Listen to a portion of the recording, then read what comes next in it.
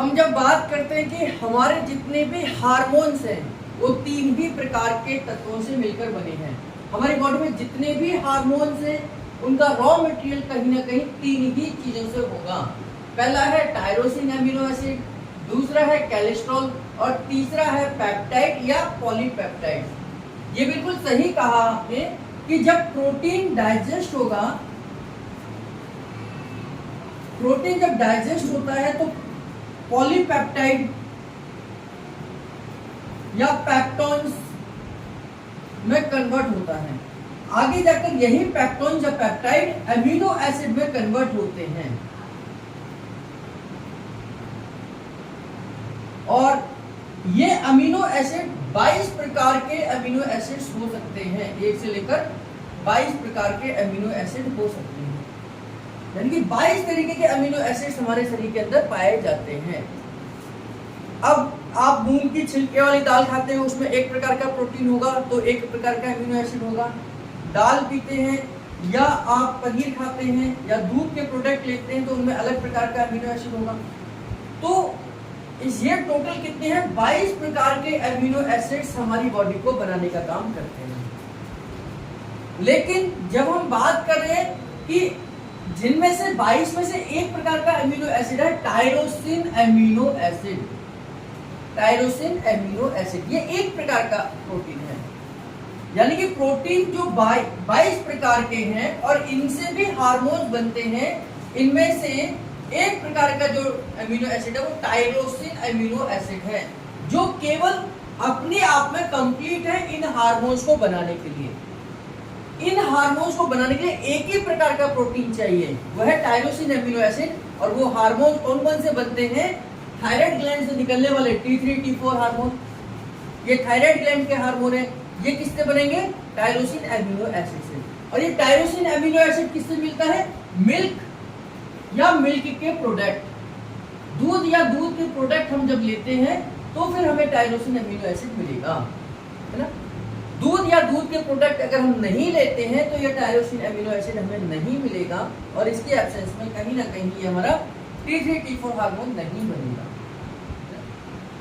Epinephrine और nor epinephrine, epinephrine nor epinephrine ये हमारे एड्रिनल ग्लैंड के मेडुला वाले भाग से निकलने वाले हार्मोन हैं। हम आगे पढ़ेंगे कि एड्रिनल ग्लैंड है उसके दो हिस्से हैं, एक कोर्टेक्स यानी कि ऊपरी हिस्सा, एक अंदरूनी जो मेडुला का हिस्सा है। तो अंदरूनी हिस्से से जो हार्मोन बनते हैं उसे हम इपिनेफ्रिन नॉर इपिनेफ्रिन कहते हैं। तो ये दोनों ये हार्मोन जितने भी हैं किससे बनते हैं? टायरोसिन एमिनो एसिड, यानी कि एक ही प्रकार के एमिनो एसिड से बनते हैं। बाकी के 21 बचे, 22 है तो 22 में से एक निकल गया तो 21 बचे। तो ये 21 कई सारे हार्मोन जैसे ADH एंटी डायूरेटिक हार्मोन जो कि हमारी पोस्टीरियर पिट्यूटरी से बनता है, ऑक्सीटोसिन जो कि हमारी पोस्टीरियर पिट्यूटरी से बनता है, पैराथ हार्मोन जो कि पैराथायराइड ग्लैंड से बनता है, ग्लूकागॉन जो कि हमारा पैंक्रियास से बनता है, गैस्ट्रिन हार्मोन जो कि हमारे एंट्रिक नर्वस सिस्टम यानी कि ड्यूडेनम में बनता है। ये जितने भी हार्मोन्स हैं इनको बनाने के लिए हमें कई सारे अमीनो एसिड्स की जरूरत पड़ती है। इनको बनाने के लिए तो एक ही अमीनो एसिड काफी है, लेकिन इनको बनाने के लिए हमें कई सारे अमीनो एसिड्स की जरूरत पड़ती है। इसलिए ये किससे बनते हैं? पेप्टाइड से या पॉलीपेप्टाइड से या पेप्टोन से। हैं दोनों ही प्रोटीन अमीनो एसिड्स वाले, लेकिन ये हार्मोन केवल इस अमीनो एसिड से बन जाते हैं, टायरोसिन अमीनो एसिड जिसको कहते हैं। और ये हार्मोन्स के लिए, इन हार्मोन्स के लिए कई सारे अमीनो एसिड्स की जरूरत पड़ती है। तो इसलिए इनको हमने एक कैटेगरी में रखा पॉलीपेप्टाइड या पेप्टाइड के रूप में। और ये जो हार्मोन्स हैं ये स्पेशली हमारे टायरोसिन अमीनो एसिड से बनते हैं। तो ये दो अलग अलग कैटेगरी बन जाती है, जिसमें एक सिंगल अमीनो एसिड है और यहाँ बाकी के सारे अमीनो एसिड्स हैं। और ये तीसरी जो कैटेगरी है वो कोलेस्ट्रॉल है, यानी घी तेल के पचने के बाद में हमारे कोलेस्ट्रॉल से हमारा oestrogen, progesterone, testosterone, cortisol adrenal gland के ऊपरी भाग जो कि हम कोर्टेक्स भाग मैंने बोला था, एड्रिनल ग्लैंड का ऊपरी भाग, उससे हमारा ये कोर्टिसोल बनेगा। अंदरूनी भाग से ये बनेगा। टेस्टोस्टेरोन हमारे टेस्टिस में बनता है ना, मेल का हार्मोन है। प्रोजेस्टेरोन और एस्ट्रोजन ये फीमेल के हार्मोन है। ये सारे के सारे, और ये बहुत जरूरी हार्मोन है ये कहाँ से बनेंगे? कोलेस्ट्रॉल से बनेंगे। तो हमारे हार्मोन बॉडी के अंदर जितने भी बनते हैं उन हार्मोन्स का रॉ मटेरियल इन तीन ही प्रकार के तत्वों से मिलकर बनता है, जिसको हम ये पॉलीपेप्टाइड या पेप्टोन्स या टायरोसिन अमीनो एसिड या हमारा कोलेस्ट्रॉल। तो न्यूरोथेरेपी में हम हार्मोन्स की समस्या को ठीक करते हैं, क्योंकि हमें पता है कि जितने भी हार्मोन्स हैं वो तीन ही केमिकल से बनेंगे, यानी तीन प्रकार के रॉ मटेरियल से बनते हैं। पहला टायरोसिन अमीनो एसिड, दूसरा group of amino acid, group of amino acid यानी कि पॉलीपेप्टाइड, और तीसरा कोलेस्ट्रॉल से बनते हैं जिनको स्टेरॉइड हार्मोन कहते हैं। ये स्टेरॉइड हार्मोन है। मैंने आपको बताया था कि नेचुरली स्टेरॉइड्स बनते हैं बॉडी के अंदर, है ना। ऑटोइम्यून डिसऑर्डर्स में मैंने आपको बताया था कि बॉडी के अंदर नेचुरल स्टेरॉइड्स बनते हैं और नेचुरल स्टेरॉइड्स ही ऑटोइम्यून डिसऑर्डर का सामना करते हैं। तो नेचुरल स्टेरॉइड्स हमारे ये हार्मोन्स हैं जो कि कोलेस्ट्रॉल से बनते हैं, और इनके लिए हमारे पेट का डाइजेशन प्रॉपर होना चाहिए, ठीक होना चाहिए, प्रोटीन भी, और प्रोटीन का डाइजेशन तो जरूर होना चाहिए, नहीं तो प्रोटीन से दो प्रकार के हार्मोन्स बन रहे हैं वो नहीं बनेंगे। तो प्रोटीन के डाइजेशन के लिए सबसे ज्यादा जरूरी है कि हमारे पेट का जो HCl है उसकी pH वैल्यू 0 से लेकर 4 होनी चाहिए।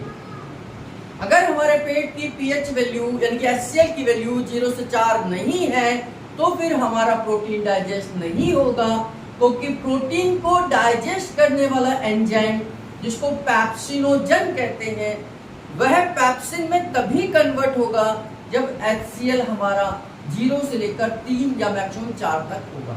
अगर इससे ज्यादा डाइल्यूट हो जाता है, इससे ज्यादा पतला हो जाता है, तो हमारा पैप्सिनोजन पैप्सिन में कन्वर्ट नहीं होगा, और पैप्सिन जब पैप्सिनोजन पैप्सिन में कन्वर्ट नहीं होगा तो फिर प्रोटीन को कौन डाइजेस्ट करेगा? तो प्रोटीन को डाइजेस्ट करने के लिए पैप्सिन बनता है। पैप्सिन प्रोटीन को डाइजेस्ट करता है, लेकिन पैप्सिन इनएक्टिव फॉर्म में रहता है पैप्सिनोजन के रूप में। तो इनएक्टिव फॉर्म को एक्टिव फॉर्म में करता है हमारा HCl।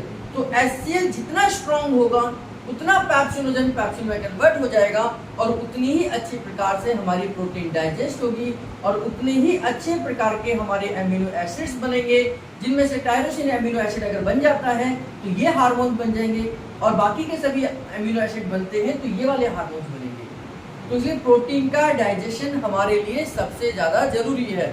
प्रोटीन डाइजेस्ट नहीं हो रहा, इसका सिंपल सा हमारे शरीर में एक सिम्टम्स है कि पेशेंट को UDF आएगा ही आएगा, यानी कि अनडाइजेस्टेड फूड इन स्टूल अगर आ रहा है तो ये डायरेक्ट इंडिकेशन है कि आपकी प्रोटीन डाइजेस्ट नहीं हो रही। प्रोटीन डाइजेस्ट नहीं हो रही क्योंकि प्रोटीन डाइजेस्ट नहीं हो रही क्योंकि आपके पेट का HCl गड़बड़ हो गया है। बाकी सारी चीजें डाइजेस्ट हो जाएंगी, कार्बोहाइड्रेट भी डाइजेस्ट हो जाएगा, फैट भी डाइजेस्ट हो जाएगा, लेकिन प्रोटीन डाइजेस्ट नहीं होगी।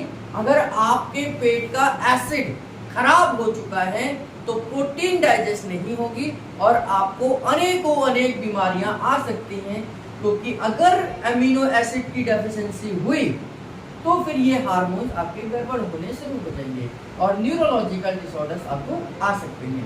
तो इस प्रकार हमारे शरीर के जितने भी हार्मोन्स हैं वो तीन ही प्रकार के तत्वों से मिलकर बनते हैं, टायरोसिन अमीनो एसिड, पॉलीपेप्टाइड और कोलेस्ट्रॉल। तो इससे हमने देखा कि अलग अलग प्रकार के हार्मोन तैयार होते हैं।